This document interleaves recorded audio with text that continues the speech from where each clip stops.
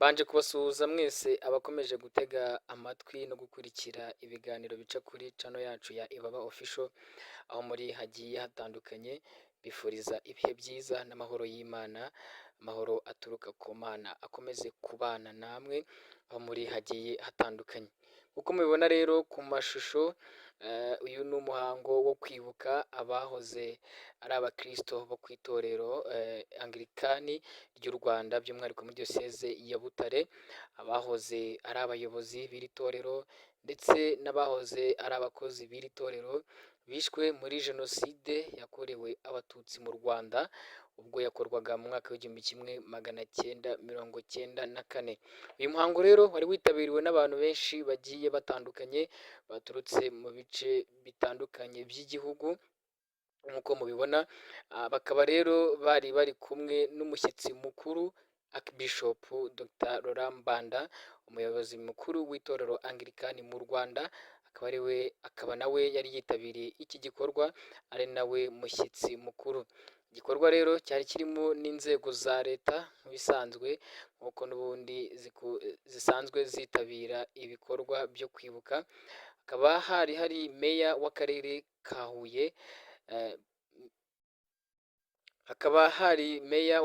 ka Huye, Bwana Sebutege Ange, nawe akaba yari yitabiriye iki gikorwa, akaba ari nawe watanze ikaze. Hakaba hari abapasitori bagiye batandukanye bo mu itorero Anglikani ry'u Rwanda, bagenda bakorera umurimo ku maparuwase agiye atandukanye. Ni igikorwa kandi cyari kirimo urubyiruko rw'abanyeshuri, baba aba kaminuza ndetse n'aba segonderi, by'umwihariko abibumbiye mu muryango ALG Amahoro. Hakaba hari kandi n'abakristo b'iri torero Anglikani ry'u Rwanda muri diyoseze ya Butare. Igikorwa cyabaye kuri iki cyumweru tariki ya 18 kwezi kwa gatandatu mwaka wa 2023, kikaba cyatangiye mu masaha ya mu gitondo kibanjirijwe n'amateraniro yera, aho abakristo muri rusange bose babanje gusenga nk'ibisanzwe ndetse bakanumva ijambo ry'Imana ryatambukijwe n'umushumba mukuru w'itorero Anglikani mu Rwanda Dr. Laurent Mbanda.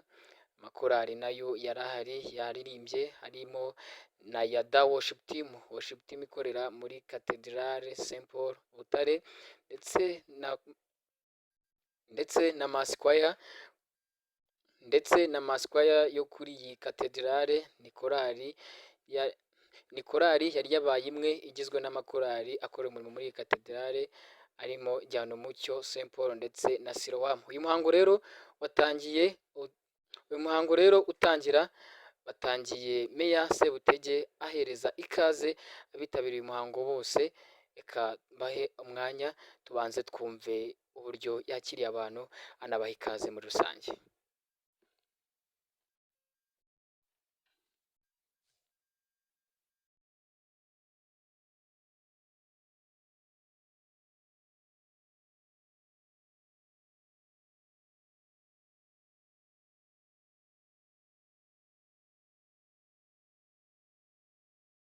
Episkopi mukuru w'itorero Anglikani mu Rwanda, akaba ari n'umushyitsi mukuru muri iki gikorwa cyo kwibuka.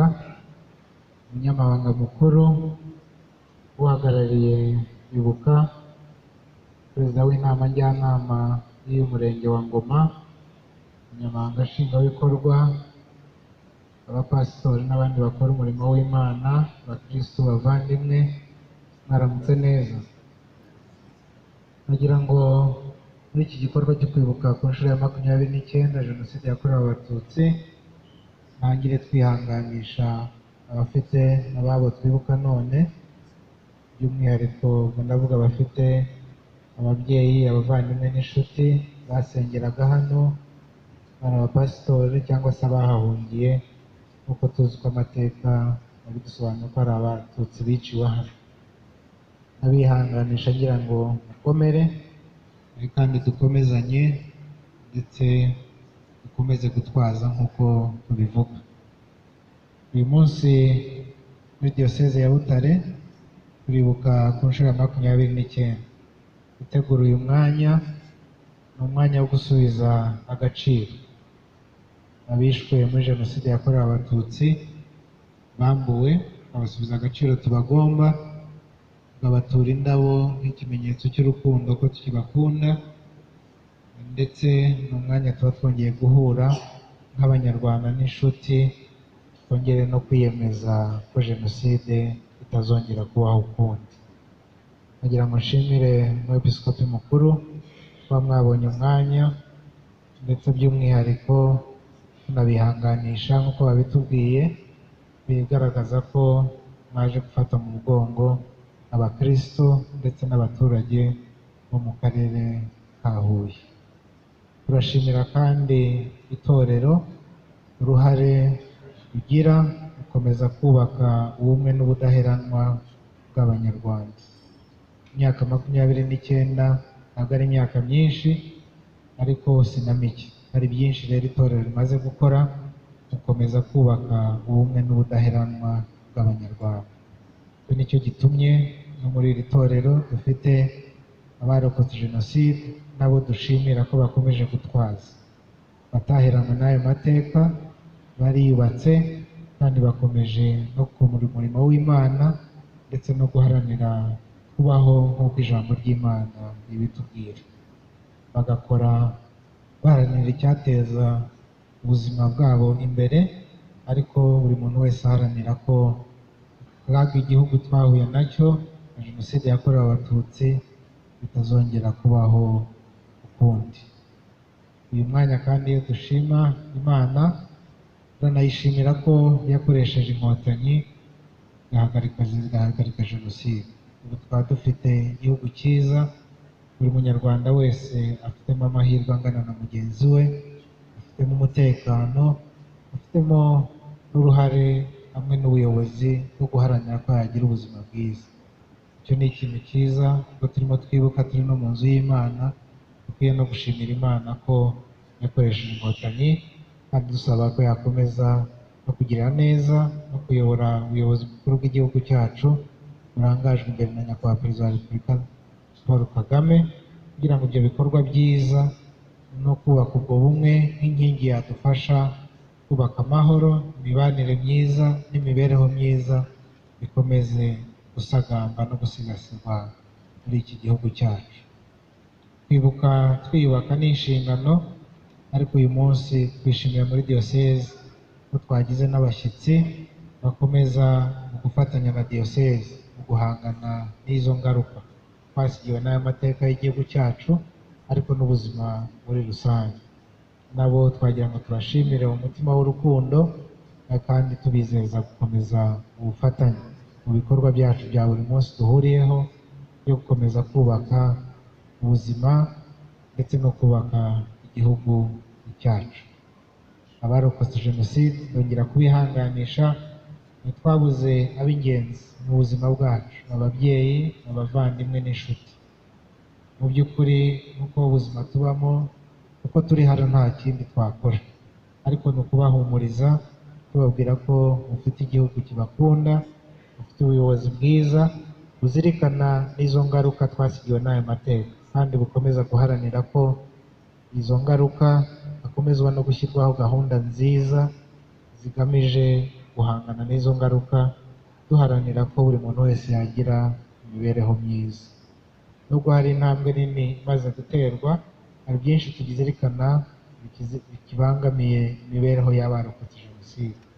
Ni no kubizeza ko ubuyobozi buhora bubishyira muri gahunda, kandi n'igenamigambi rya buri mwaka, yaba ari ryo akarere, yaba ari abafatanyabikorwa, harimo by'umwihariko umufatanyabikorwa ukomeye itorero rya Anglikani diyoseze ya Butare, kugira ngo buri munsi dukunze kubibona ko namwe mubyitaho.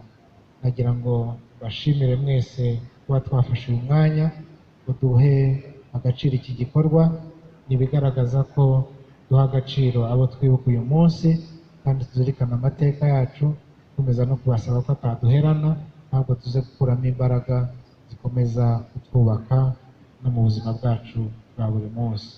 Nshimire abateguye iki gikorwa, kandi nanabiseguraho turi bubashe kubana igikorwa cyose kubera izindi gahunda, ariko nongera gushimira umwepiskopi mukuru ko kuba yabashije kubona uyu mwanya ngo tubane twibuke Yes, nk'uko kwibuka. rero mubibona imbere yanyu ku mashusho, nyuma y'uko Meya Ange Sebutege yari amaze gutanga ikaze ku mugaragaro, hakurikiyeho igikorwa cyo gucana urumuri rw'icyizere, igikorwa cyakozwe n'ubundi na Musenyeri cyangwa se umwepiskopi mukuru w'itorero Anglikani mu Rwanda, Archbishop Laurent Mbanda. Ni igikorwa yakoze afatanije n'urubyiruko rw'abanyeshuri ba segonderi biga mu mashuri yisumbuye, by'umwihariko bibumbiye mu muryango ALG Amahoro.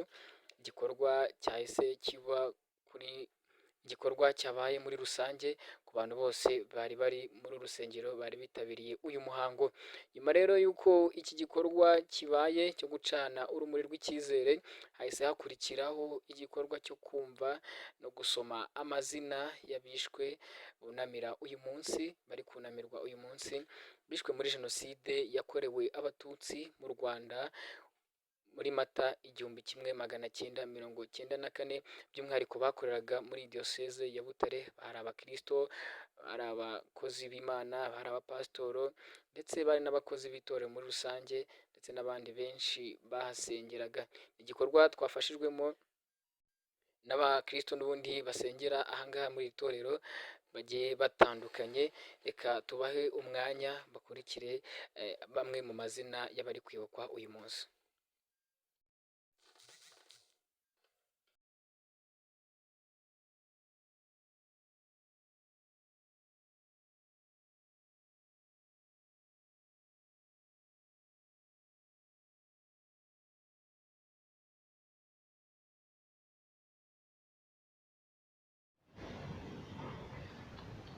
Dukomeze twibuke ababyeyi, abavandimwe, inshuti basengeraga muri iri torero ryacu rya Anglikani, bishwe bazira jenoside yakorewe abatutsi. Turibuka abari abayobozi muri iri torero ndetse n'imiryango yabo n'abakristo muri rusange. Abari abayobozi mu itorero twibuka, turibuka Archidikoni Bagambiki Leo, turakwibuka Archidikoni Gakwaya Festo, turibuka kandi Kanoni Habimana André, turibuka Pasiteri Birinda Charles, twibuka Reverend Ndamage Philippe, turakwibuka Ruvuzumutego Leonidas. Turibuka n'abari abakristo muri iri torero ryacu. Turakwibuka Bakara Ernest, turakwibuka Bakara Ernestine, turibuka Bakara Jean Pierre, turibuka Bakara Richard, turibuka Bayingana Leopold, turibuka kandi Bicunda bitaga Kibwa, turakwibuka Bicunda Nathan, turakwibuka Bikerinka, turibuka Birinda, turibuka na Birinda Jules Kalisa, turibuka Biziyaremye Emmanuel, turakwibuka Biziyaremye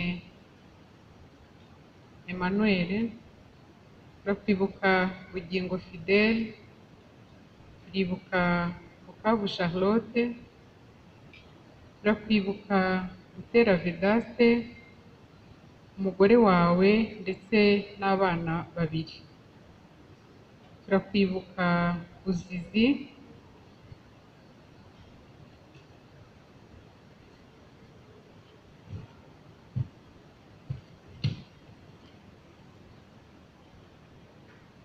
turibuka kandi umuryango wa Bwanakweli, turibuka Bwanakweli David, turibuka Bwanakweli Gilbert, turakwibuka Bwanakweli Jules, turakwibuka Bwanakweli Murekatete Alice, turibuka Bwanakweli Umutesi Josiane, turibuka kandi Gihorere Veniste, turakwibuka Cecile, turakwibuka Edouard, turakwibuka Gapyisi Edouard, turibuka Gasana Bisengimana Jean Claude,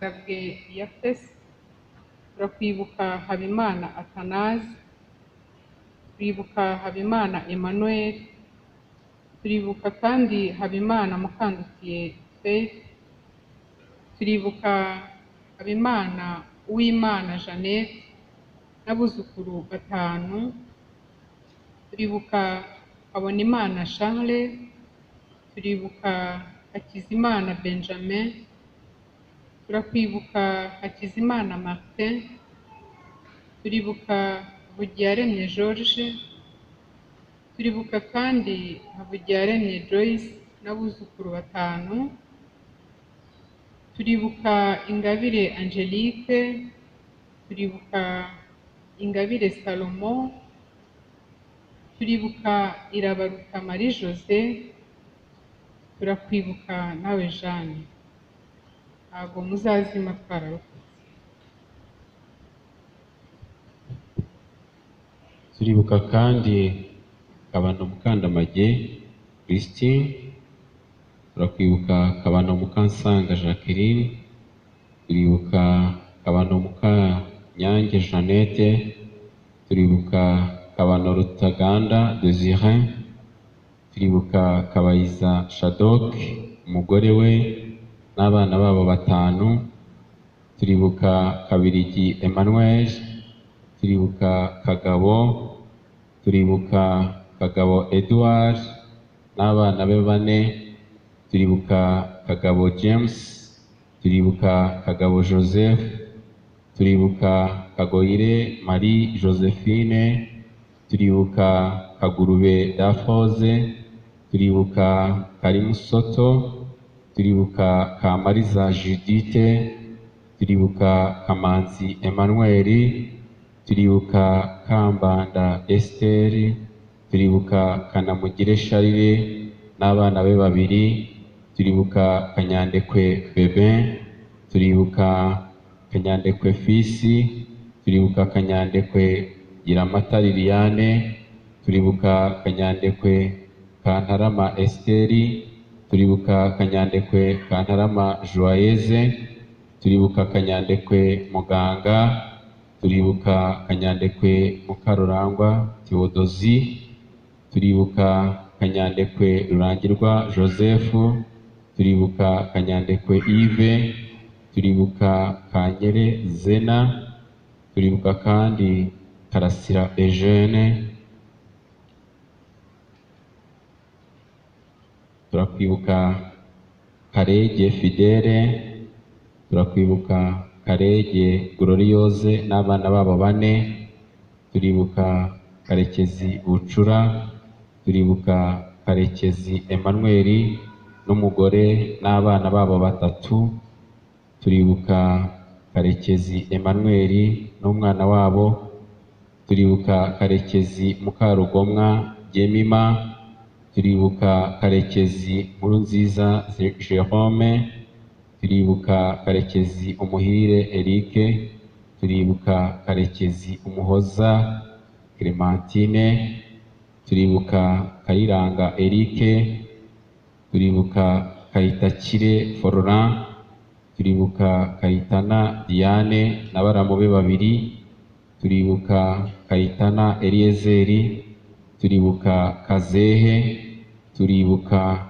Rora n'umugore we Mukandori Foibi n'abana babo 3 aribo Pierre Kazungu n'undi umwe, turibuka kandi Maharangari Augustin, turibuka Maharangari Gilbert, turibuka Maharangari Mugeni Marie Rose, turibuka Maharangari Norbert, turibuka Maharangari Umutoniwase Marie Liliose bakundaga kwita Bine, turibuka Maharangari Clarisse, turibuka Mazimaka Auguste, turibuka Madamu Kanoni Habimana, turibuka Madamu Habimana Mukantagara Juliana, turibuka Kambanda Dafani, turibuka Kayitana Germaine, turibuka Nyimacumbi Viviane, tuzahora tubibuka. maze twibuke Rwandanga Grace, Rwandanga Marende Philippe, Sebantu Edouard, turibuka Sebantu Gahamanyi Wenceslas, Sebantu Karubera Marie, Sebantu Mukankusi Sorina, turibuka Sebantu Rutayisire Ceslas, turibuka Sebaruta, turibuka Sebera Diane, turibuka Sebera Sirasi, turibuka Semana, turibuka Semigabo Bibi, turibuka Sebagabo Butera, turibuka Semigabo Gasarabwe, turibuka Semigabo Mukabutera, turibuka Semigabo Mukagasarabwe, turibuka Semigabo Mukagatare, turibuka Seminyana Damascene, Semugomwa Emmanuel, turibuka Tuyishimire Marie Claire, turibuka Umulisa Claudine, turibuka umuryango wa Joseph, Uwera Clementine, turibuka Uwimana Claudette, turibuka Uwimana, turibuka Uwimbabazi Christine, turibuka Uwineza Claudine, turibuka Uwiringiyimana Pascal,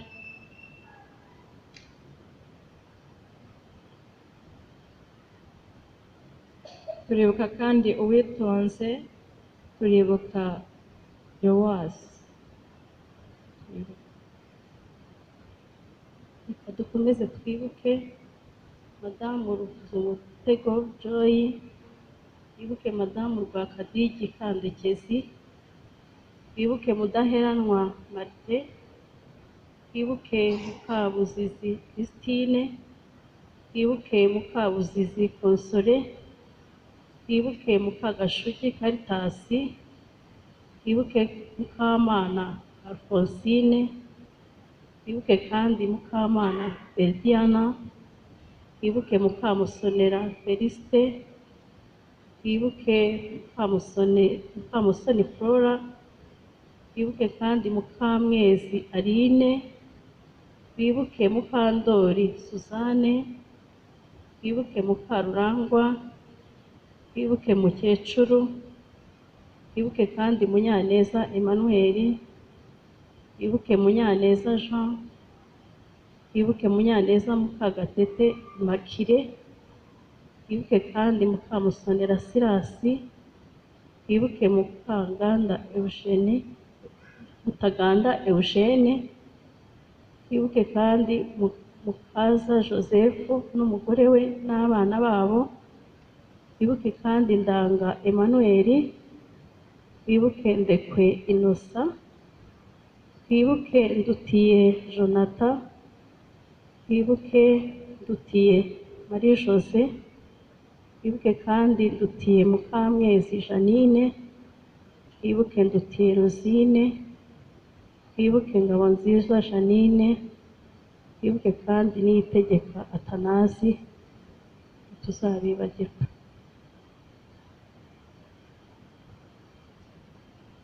dukomeze twibuke, turibuka Nyezi Jonasi, turibuka Nkundimana Benjamin, turibuka Nseko, turibuka Ntirushwa Joseph, turibuka Ntirushwa Amaboko Faustin, turibuka Nyampundu Marthe, turibuka Nyangezi Alphonse, turibuka Nyirabagwiza Judith, turibuka Nyirandekwe Flora n'abana be babiri, turibuka Nyiraneza Ariette, turibuka Nyirimbabazi Jean Bosco, turibuka Nzamwita n'umwana we Zaninka Claudine, turibuka Nzeyimana Marc, turibuka Rucyahana Jean d'Amour, turibuka Rusanganwa Joseph, turibuka Rushayigi Jacqueline n'abuzukuru be babiri, turibuka Rutayisire Richard, turibuka Rutayisire Eric, turibuka Rutayisire Gerard, turibuka Rutayisire Mukakimenyi Madeline, turibuka Rutayisire, turibuka Ruzima Calixte, turibuka Ruzindana Calixte, turibuka Rwakadigi Origene, turibuka Rwandanga Daniel, turibuka Rwandanga David, turibuka Rwandanga Gloria, tuzahora tubibuka.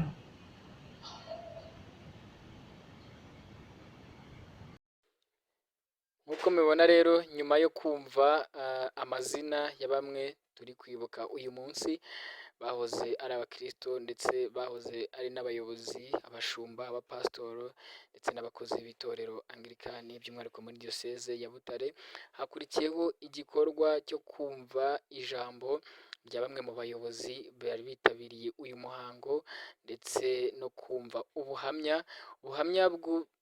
ubuhamya bwubatse imitima ya benshi bari baje muri uyu muhango, bwatanzwe na Bizimana Canisius warokokeye kuri iyi diyoseze ya Butare, kuri iyi katedrale niho yari atuye. Nyuma rero yo kumva ubuhamya bwe, yahise ahereza ijambo umukuru wa Ibuka wungirije mu karere ka Huye, Bwana Jean Bosco, nawe wagejeje ijambo ku bari bitabiriye uyu muhango ndetse akanashimira muri rusange abawitabiriye. Nyuma nawe agahereza ijambo umwepiskopi mukuru wari n'umushyitsi mukuru muri iki gikorwa, muri uyu muhango, Dr Laurent Mbanda, akaba n'umukuru w'itorero Anglikani mu Rwanda. Ibikorwa byari birimo abantu benshi bagiye batandukanye, urubyiruko, abakuru, abubatsi ingo, abasaza ndetse n'abakecuru. Reka twumve ijambo ryabo. Inama njyanama rwose w'umurenge wacu wa Ngoma duherereyemo igikorwa cyo kwibuka cyabereyemo, nagira ngo natwe izina ry'umuryango Ibuka muri aka karere ka Huye tangire dushima iki gikorwa cyateguwe kigakorwa neza, kwibuka abatutsi bazize jenoside yari yabateguye.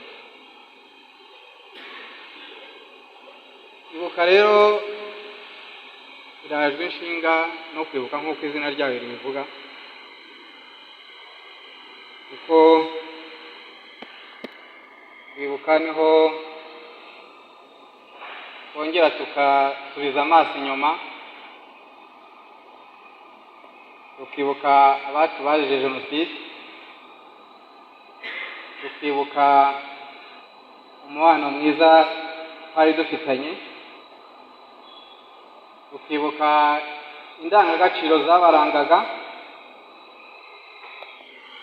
tukavoma imbaraga zo kugira ngo twe abakiriho, twe abarokotse, dutwaze tuzashobore kusa ikivi basize batushije.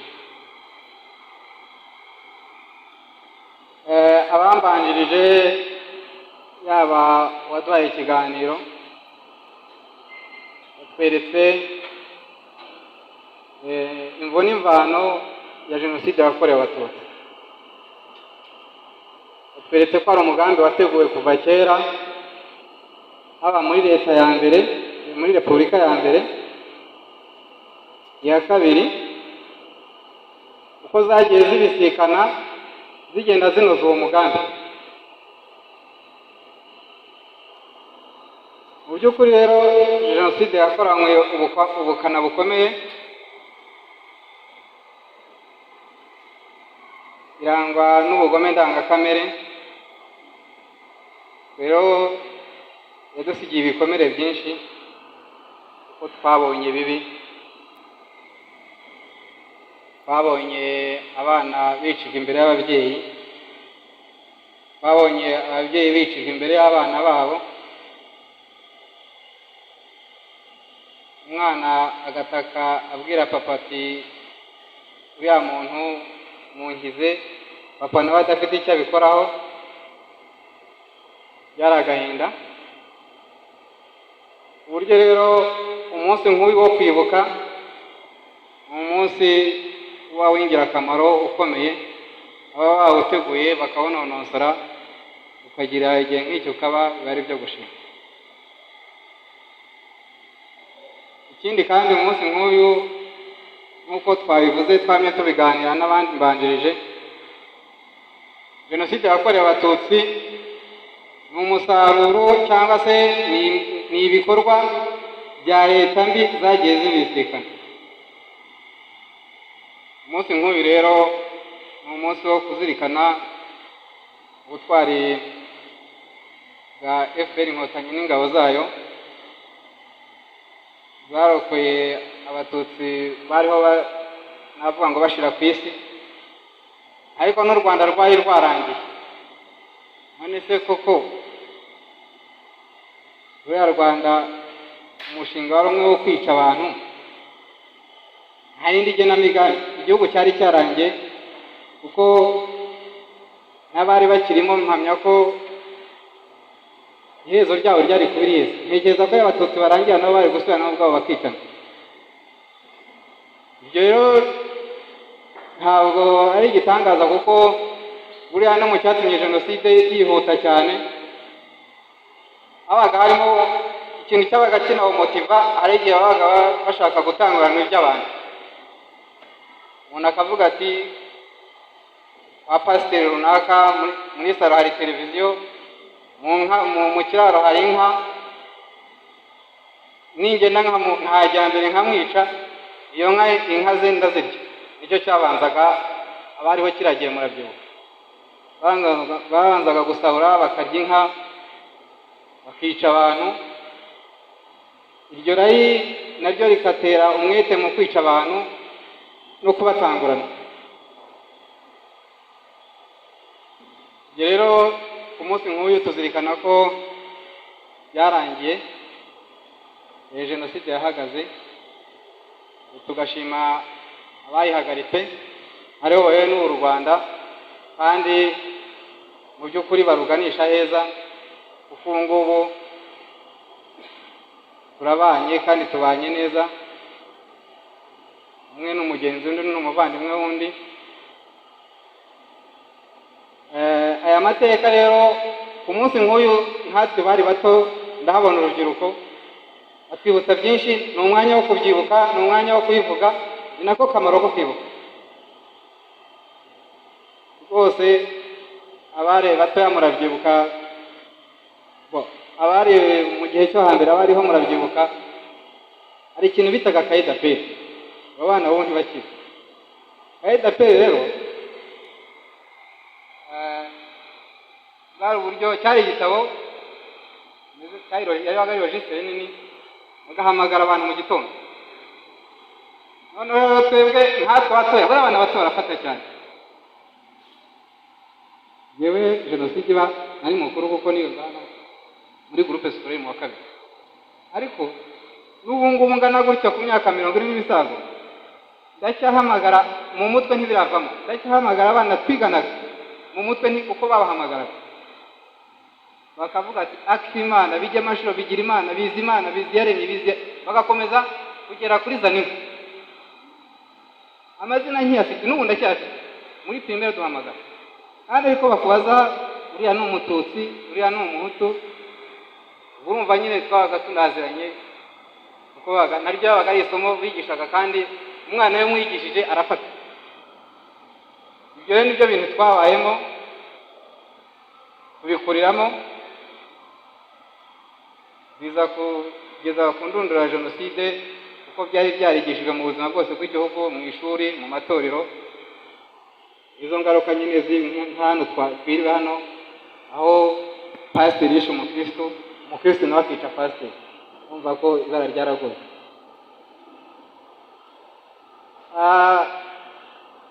Bizimana yari yatanze ubuhamya avuga mu Shikapuri, yavuga ngo umusazi arasara akagwa ku ijambo. Mushikapuro ndabyibuka ari ku cyumweru nko muri za 1993. Icyo gihe hari habaye soruti, noneho duca hano mu mujyi imbere y'isoko. Buriya soko rya Huye rero kera ababyibuka, uriya muhanda wa kaburimbo wacaga hejuru y'isoko ku buryo washoboraga gukandagira muri kaburimbo ugakandagira ku gisenge cy'isoko utiriwe utera urwego. Icyo gihe abana twari kumwe twasohotse muri soruti, ndibuka ko Mushimukapuro muri ayo masaha nka saa 7 n'igice ari ku cyumweru yarahagaze hejuru y'isoko. Abari bahari icyo gihe barabyibuka, yibanga simbeshya. Ndibuka ko naye kumwe n'uwitwa Safari Bugesera, ndi kumwe n'uwitwa Nyamwasa ubu ngubu yakoze jenoside arafunze, twariganaga icyo gihe ari umwana ariko yakoze jenoside n'abandi. Mushikapuro ati yazamuye akaboko hejuru avuga cyane ati abatutsi murashize n'izina ry'Imana. Icyo gihe abantu bayo muri abaga ntibamwiteho batabizi, ariko yarayivugaga icyo gihe ari hejuru y'isoko. Jenoside rero yarabaye, abayihakana babigira babizi. Intwaro yo guhangana nabo ni ibi ngibi, ni ukwibuka tugakomeza tugatanga ubuhamya, tukavuguruza ibyo bandika. Ni inshingano kugira ngo batayipfobya cyangwa se bakayihakana, kuko yarabaye yakorewe abatutsi. Amateka ya jenoside ni maremare, ntawayavuga ngo yarangize. Niyo twiriwemo niyo turi tuvuga, n'ejo tuzongera n'ejo bundi. Icyo nagira ngo nongereho ni ukuvuga ngo narangiza nshima nk'uko abambanjije babivuze. Tubashima yuko uyu munsi turi amahoro, turabishima leta y'u Rwanda, tugashima ingabo za FPR Inkotanyi zahagaritse jenoside. Bitwereka ko burya abanyarwanda bavuze ngo inda ibyara mweru na muhima. Hari igihugu cyabyaye abicanyi, ariko hari n'ikindi cyabyaye abatabazi, cyabyaye inkotanyi zigahagarika jenoside. By'ukuri nkongera gushimira iri torero ryateguye iki gikorwa, cyagenze neza, gushima kandi bizakomeze bityo. Imana igumye idufashe, murakoze.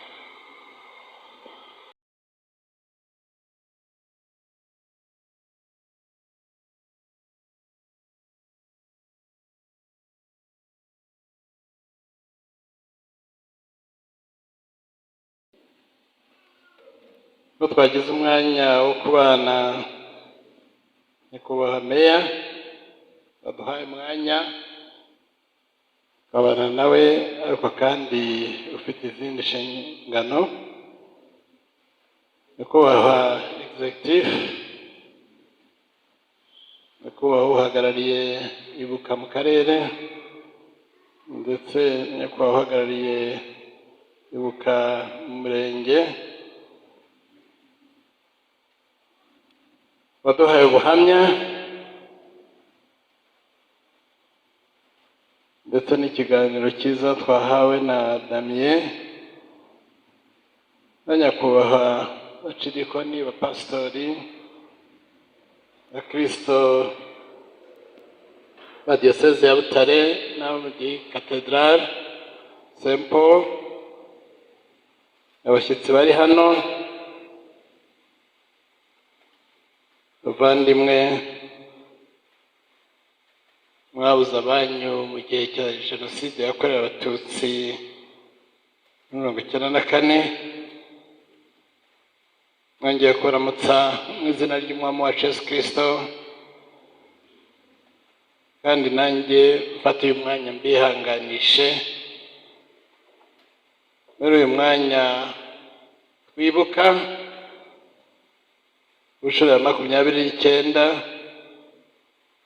y'abazize jenoside yakorewe abatutsi 1994. Reka dukomeze kwibuka kandi twiyubaka, turarushizaho gushaka kwegera Imana, ari nayo twishimikiza. Umwanya nk'uyu ntabwo biba byoroshye kubona amagambo umuntu yakoresha n'ayo umuntu yavuga, gukomeza ababuze ababo muri Jenoside yakorewe Abatutsi 1994, ubukana n'ubugome ndengakamere iyo Jenoside yakoranywe, ingaruka zayo yadusigiye kandi yasigiye abahekuye icyo gihe. Abanyarwanda twese by'umwihariko abarokotse Jenoside, izo ngaruka turazizi, izo ngaruka turazibona, izo ngaruka murazizi bamwe kurusha abandi. Njye navuga yuko iyo hataba Imana, kugira ngo abantu bari kurimbuka bose, ariko Imana mu gihe cyayo, mu buryo bwayo, yaratabaye.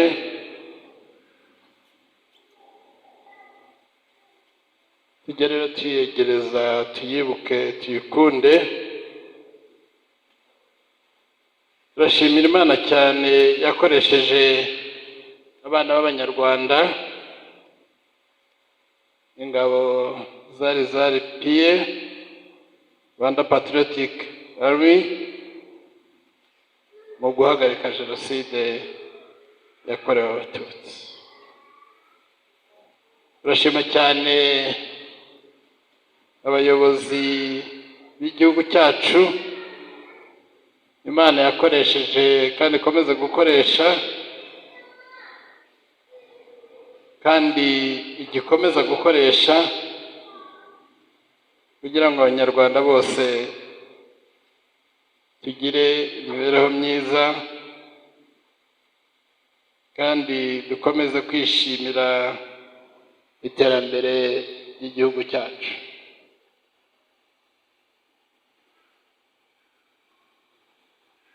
Igihe nk'iki cyo kwibuka ni umwanya mwiza wo gusubiza amaso inyuma, tukibuka cya gihe cy'umwijima n'icuraburindi,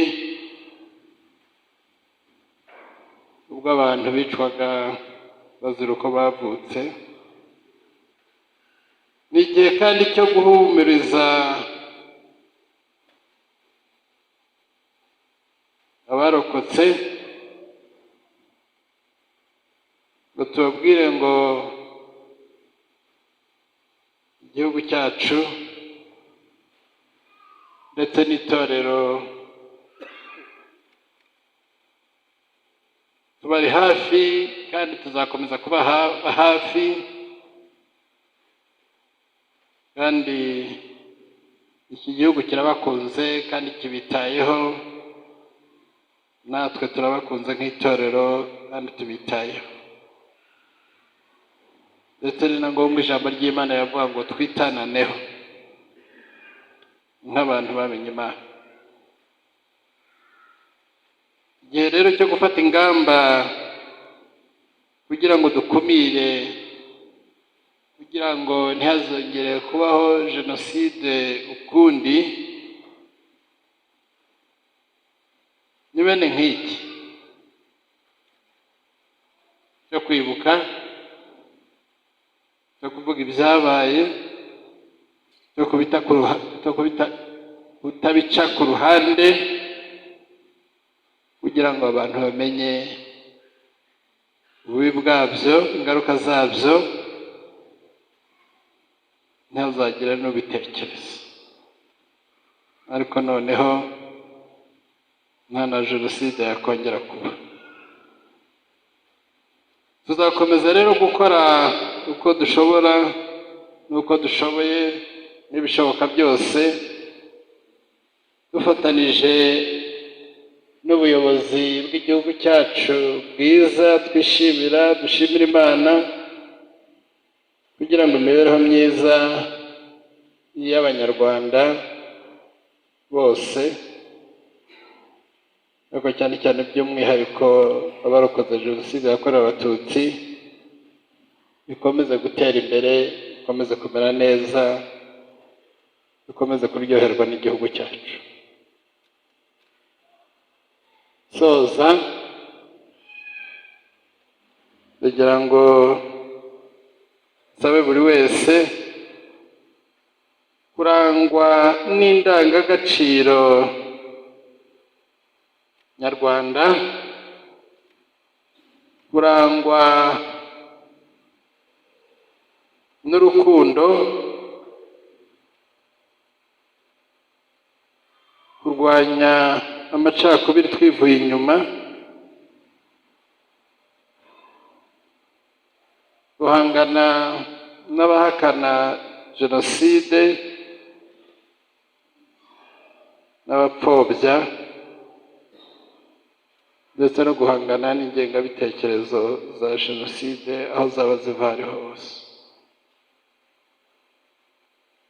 Duharanire gusigasira ubumwe bw'Abanyarwanda, ubumwe bwacu, dukundane nk'uko ijambo ry'Imana ridushishikariza gukundana, twishimire kandi dushyigikire inzego z'ubuyobozi bwacu, dukurikire gahunda nziza duhabwa,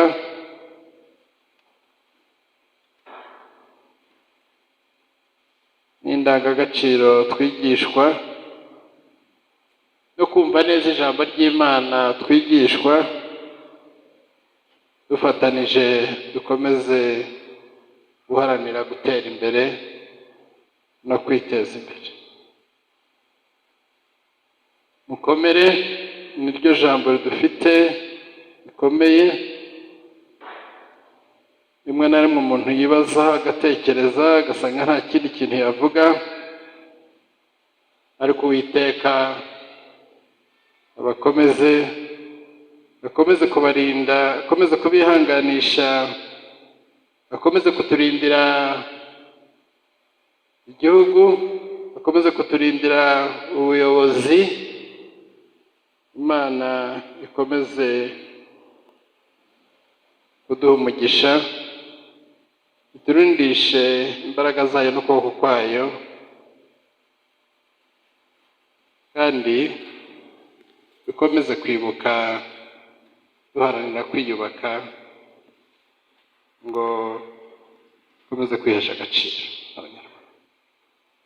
Imana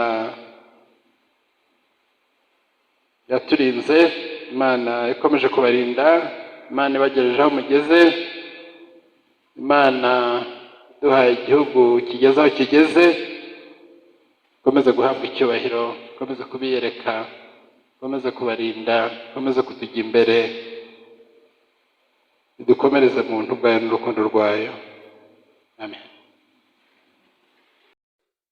Nyuma rero yo kumva ijambo ry'umushyitsi mukuru n'ubundi wari uri muri uyu muhango, igikorwa cyakomereje hanze y'urusengero, kuko ibi byose byaberaga imbere mu rusengero, aho bari bagiye gushyira indabo ahanditse amazina y'abishwe muri jenoside bakoreraga kuri iyi katedrale ndetse banahasengeraga. Igikorwa n'ubundi nabwo cyakomerejwemo abayobozi batandukanye bari bitabiriye uyu muhango, harimo abapasitoro, abo mu nzego za leta ndetse n'abakristo bose bari bitabiriye uyu muhango. Aha rero hakaba ari naho uyu muhango waje kuba usorezwa ku mugaragaro, ukaba wasojwe n'ubundi uyu munsi mu masaha ya saa saba. Ndagushimiye cyane rero ukomeje gutega amatwi ibiganiro bica kuri Ibaba Official. Utarakora subscribe, kora subscribe, kore like ndetse na share, usangize abantu bawe bose ibiganiro byacu. Yewe mukomeje kubana umunsi kundi, nitwa Niyigwa Jeremy, iyi ni Ibaba Official.